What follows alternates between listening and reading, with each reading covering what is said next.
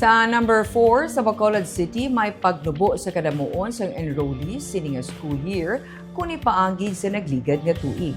Sa June 8 nga datos ang DepEd Bacolod, ginsiling ni RJ Paglumutan, ang deputy spokesperson, may 91,959 ka enrollees sa school year 2026-2027. Inianggikan sa datos nga nasubmit sa kabilugan nga 70 ka mga pampubliko nga buluthuan sa Bacolod.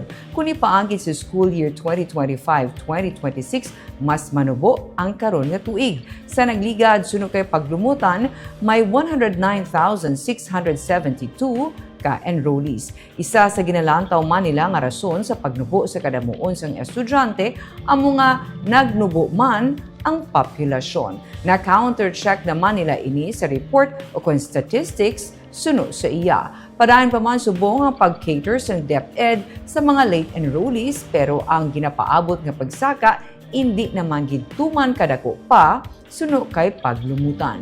Kung nilaki pa mga nag-enroll gikan sa private school sining nga school year as of June 8, yara na ini sa 106,607. Pero hindi pa tanan nga private schools ang nagasubmit o kung naga-represent ang datos sa 76% pa lamang sa 202 tanan ka mga eskwelahan sa Bacolod nga nagalakip na sa private kag public schools.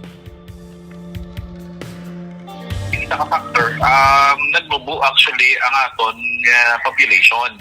And in fact, ang ining data is also substantial man sa evidence nga kuha natin sa itong census because ang aton bilang mindset sa mga silingan generation, mga ginikanan, ni pinotes, wala na ganyan nagabata.